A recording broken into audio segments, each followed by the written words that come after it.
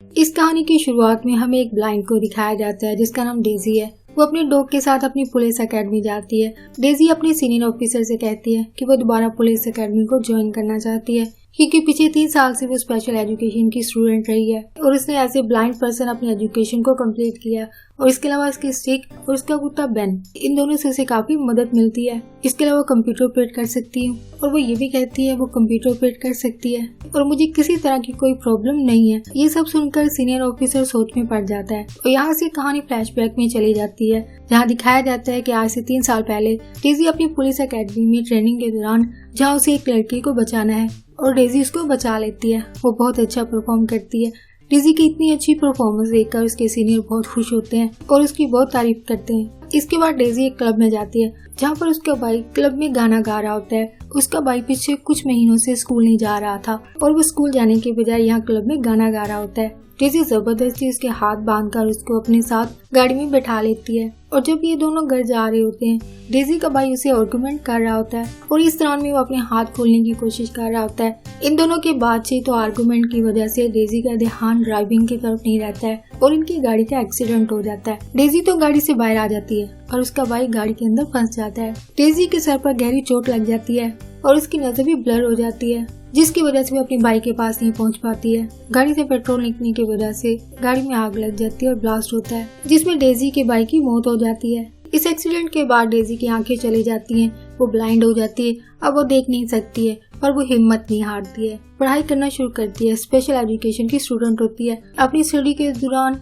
वो रेडियो पर एक न्यूज सुनती है जिसमें बताया जाता है कि लड़कियों को रात में बाहर नहीं जाना चाहिए, रात के वक्त घर से नहीं निकलना चाहिए क्योंकि शहर में लड़कियां अपने आप गायब हो रही हैं। और 2 हफ्ते पहले एक 19 साल की लड़की गायब हुई है और अब तक उसका कोई पता नहीं चला है। सीन में हमें वही 19 साल की लड़की दिखाई जाती है। वो सीढ़ियों से नीचे आ रही होती है। तभी दिखाया जाता है कि वो किलर उस लड़की को बालों से पकड़कर वापस ऊपर ले आता है और उसका रेप करता है। ऐसा ऐसा वक्त गुजरता है और 3 साल गुजर जाते हैं। डेजी आज भी अपने भाई की मौत का खुद को जिम्मेदार समझती है लेकिन उसकी आंटी उससे कहती है कि 3 साल गुजर चुके हैं, अब तुम्हें इन चीजों से निकलना चाहिए, तुमको निकलना होगा। वो कब तक अपने भाई की मौत का खुद को जिम्मेदार समझती रहेगी।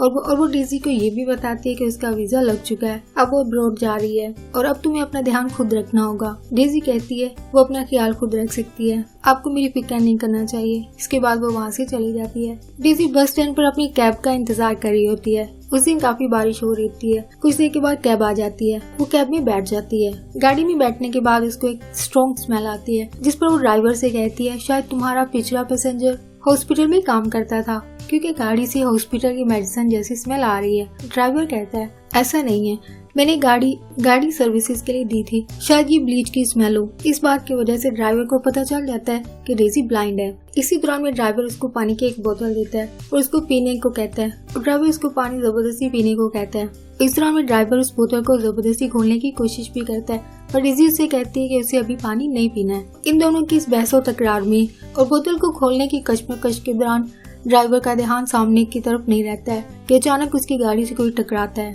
वो एक लड़की होती है जो कि टकराकर गिर जाती है। ड्राइवर गाड़ी से निकलता है और गाड़ी से टकराने वाली लड़की को उठाकर डिक्की में रख लेता है। इसी दौरान में डेजी गाड़ी से उतरती है और उससे पूछती है कि क्या वो इंसान बच गया है जो उसकी गाड़ी से टकराया है या तुमने उसे मार डाला है। पर ड्राइवर उससे कहता है कि वो आदमी नहीं कुत्ता है। लेकिन डेजी समझ जाती है कि ड्राइवर झूठ बोल रहा है, इसलिए वो पुलिस को कॉल करने की कोशिश करती है लेकिन ड्राइवर उसे मना करता है और डेजी को गाड़ी में बैठने को कहता है। लेकिन डेजी गाड़ी में बैठने की बजाय वहाँ चलाना शुरू कर देती है और ड्राइवर उसके चीखने की वजह से डर जाता है और उसको धक्का देकर वहाँ से चला जाता है। इसके बाद डेजी पुलिस स्टेशन जाती है जहाँ पे वो लेडी इंस्पेक्टर ओलिविया को पहचान लेती है क्योंकि ओलिविया को डेजी ने एकेडमी में देखा था। डेजी को नजर नहीं आता है लेकिन उसकी दूसरी सेंसेस जो है बहुत तेज है। डेजी ओलिविया को सब कुछ बताती है कि किस तरह एक्सीडेंट हुआ था लेकिन उसके ब्लाइंड होने की वजह से वहाँ पे मेल इंस्पेक्टर और फीमेल इंस्पेक्टर भी इसकी बातों पर यकीन नहीं करना चाहते हैं कि हो सकता है उसने जो चीजें बताई हैं वो सही ना हो क्योंकि वो अंधी लड़की है। लेकिन फिर भी ओलिविया उसे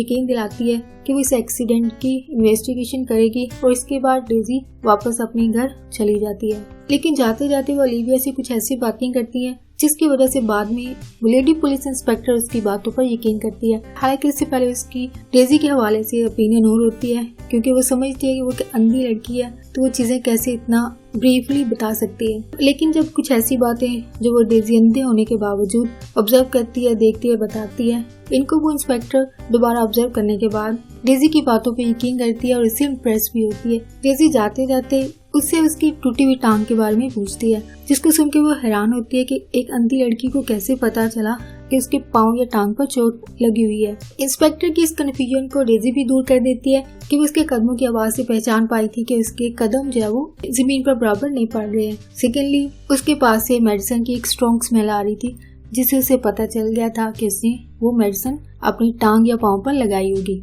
जिसकी वजह से डेजी पर उसका यकीन जो है वो मजीद बढ़ जाता है। ये ना देखते हुए वो चीजें देख लेती है जो दूसरे लोग आंखें रखते हुए भी नहीं देख सकते हैं। अगले सीन में दिखाया जाता है उस ड्राइवर की गाड़ी की वजह से जिसका एक्सीडेंट हुआ था वो एक मर्द नहीं बल्कि एक लड़की थी। वो लड़की जैसे ही होश में आती है वो ड्राइवर उसे बेहोशी का इंजेक्शन लगा देता है और फिर इसके बाद उसका रेप करता है। और फिर इसके बाद वो ड्राइवर डेजी की वहाँ छोड़ी गई डायरी को पढ़ता है जो डेजी उस रात जल्दी में उसकी गाड़ी में छोड़ गई थी। ड्राइवर को उस डायरी में से डेजी का नाम, पता और उसका फोन नंबर भी ले लेता है और उसके बाद उसकी डायरी को जला देता है।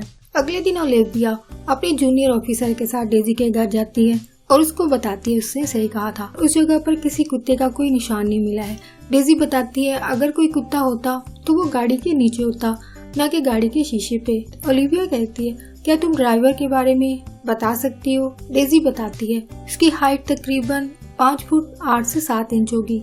ये सुनकर ओलिविया और उसका जूनियर हैरान हो जाते हैं। डेजी अपने आप को साबित करने के लिए कहती है आपके साथ जो ऑफिसर है उसकी हाइट ऑलमोस्ट 5 फुट 7 से 8 इंचेस है और इसका वजन 70 किलो होगा और इसकी उम्र 24 से 25 साल होगी। ये इन्फॉर्मेशन बिल्कुल सही थी। डेजी बताती है कि किसी भी इंसान की हाइट उसकी आवाज से पता लग सकती है और उसका वजन उसके कदमों की आवाज से। इसके अलावा वो ड्राइवर के बारे में बताती है कि वो ड्राइवर लेफ्ट हैंडेड था क्योंकि उसने अपने राइट हैंड में वॉच पहनी हुई थी और उसने अपने राइट हैंड पर वॉच पहनी हुई थी। इंसान उसी हाथ में एक घड़ी पहनता है जिसका वो ज्यादा इस्तेमाल नहीं करता है। और इसके अलावा उसने जिस लड़की को गाड़ी की डिक्की में रखा था उसने उस लड़की की सिसकने की आवाज, उसकी आहों की आवाज सुनी थी। वही दूसरी तरफ एक लड़के को दिखाया जाता है जिसका नाम हेनरी होता है। वो एक किराए के मकान में रहता है। उसको उसके मालकिन का फोन आता है जो उसे फोन पर ये कह रही होती है अगर तुमने घर का रेंट ना दिया तो तुम्हारा सामान बाहर फेंक दूंगी। इसी दौरान में हेनरी अपने टैब पर एक न्यूज सुनता है कि एक और लड़की शहर में से गायब हो गई है और जो भी इस लड़की के बारे में इंफॉर्मेशन देगा उसको अच्छा खासा इनाम दिया जाएगा। ये सुनकर हेनरी इनाम के लालच में पुलिस स्टेशन पहुंच जाता है क्योंकि उसे घर का रेंट देने के लिए पैसे चाहिए होते हैं और वो पुलिस स्टेशन में सारी गलत इंफॉर्मेशन बता रहा होता है। डेजी भी इस दौरान में यहाँ बैठी होती है। डेजी उससे पूछती है कि ड्राइवर ने लड़की को कहाँ रखा था, फ्रंट सीट पे या बैक सीट पे? हेनरी कहता है बैक सीट पे, लेकिन डेजी कहती है तुम झूठ बोल रहे हो, ड्राइवर ने उसे कार की डिक्की में रखा था। हेनरी की चोरी यहाँ पे पकड़ी जाती है और जब उसे अपनी गलती का एहसास होता है वो वहाँ से भाग जाता है। लेकिन इसी दौरान में पुलिस स्टेशन के बाहर उसी ड्राइवर की गाड़ी खड़ी होती है और वो हेनरी को वहाँ से भागते हुए देख लेता है और अब डेजी के साथ साथ इस लड़के के पीछे भी पड़ जाता है क्योंकि उसको खुद को बचाने के लिए इन दोनों को अपने रास्ते से हटाना होता है। जबकि दूसरी तरफ अंदर ओलिविया डेजी से कहती है अगर हम ड्राइवर की ऑडियो सुनाएं तो क्या तुम उसको पहचान लोगी? डेजी कहती है हाँ बिल्कुल पहचान लूंगी। इसके बाद ओलिविया शहर के सभी ड्राइवर्स की आवाज को रिकॉर्ड करती है, लेकिन ज्यादातर ये ड्राइवर्स वही होते हैं जो कि ओलिविया की बताई गई डिस्क्रिप्शन के मुताबिक पूरे उतरते हैं, जिसमें से ज्यादातर लेफ्ट हैंडेड लोगों को इंटरव्यू किया जाता है और इसके अलावा उनका स्पेसिफिक एक्सेंट, उसके बोलने का अंदाज, इन्हीं 2 से 3 पॉइंट की बिना पर ये इंटरव्यू लिए जाते हैं क्योंकि पूरी कंपनी के सारे कैब्स ड्राइवर का इंटरव्यू लेना मुमकिन नहीं था। लेकिन डेजी की बताई गई डिस्क्रिप्शन के हिसाब से इन लोगों को कैटेगराइज करके शॉर्ट लिस्टेड किया जाता है, फिर इनकी आवाज जो है रिकॉर्ड की जाती है इंटरव्यू के दौरान। इसके बाद दिखाया जाता है कि उसी शाम एक लड़की कैब बुलाती है, उसके सामने उसी ड्राइवर की गाड़ी आकर रुकती है जो लड़कियों को अगवा करता है। वो उस लड़की को गाड़ी में बैठा लेता है। इसके बाद ड्राइवर डेजी को कॉल करता है और ये नंबर उसी लड़की का होता है जो किडनैप हुई होती है। लेकिन कॉल के दौरान वो कुछ नहीं बोलता है और उसके साथ वही लड़की बेहोशी की हालत में पड़ी होती है जिसको उसने क्लब से पिक किया था। और उस लड़की के हाथ में पानी की बोतल थी जो आधी खाली थी, यानी कि इस पानी की बोतल में बेहोशी की दुआ थी। इसका मतलब है अगर उस रात डेजी ने भी ये बोतल पी होती जिसको वो पानी समझकर पीती तो उसका भी यही हाल होना था जो बाकी अगवाशुदा लड़कियों का हो रहा था। अगले दिन डेजी को पुलिस स्टेशन बुलाया जाता है। वहीं पे ओलिविया सब कैब ड्राइवर्स की आवाज उसको सुनाती है जो उसने रिकॉर्ड की थी, पर इन आवाजों में से कैब ड्राइवर की आवाज नहीं होती है। वहीं दूसरी तरफ हेनरी को भी दिखाया जाता है जो स्केटिंग कर रहा होता है। इसी दौरान भी वही आदमी बेंच पर बैठा हुआ उसको लगातार देख रहा होता है। हेनरी को भी इस पर शक होता है। जैसे ही उसको शक गुजरता है वो वहाँ से भागना शुरू कर देता है, लेकिन वो आदमी उसका पीछा करता है पर हेनरी वहाँ से भाग जाता है। दूसरी तरफ ओलिविया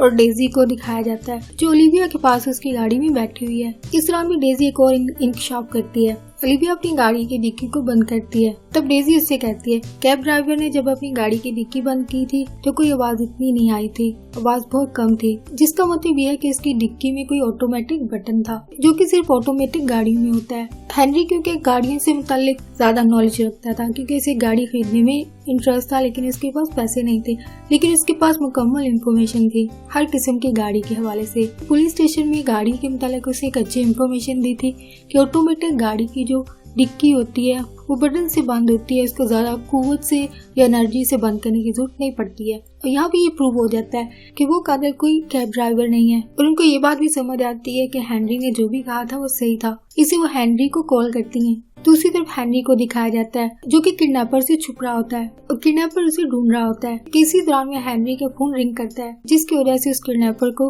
हेनरी कहाँ है उसका पता चल जाता है और वो हेनरी को पकड़ लेता है और उसकी गर्दन पर चाकू रखता है और वो हेनरी को मारने वाला था कि उसे किसी की साइकिल की आवाज आती है। इसे वो हेनरी को छोड़ देता है और वहाँ से चला जाता है। इसके बाद एक साइकिल वाला हेनरी को हॉस्पिटल ले जाता है।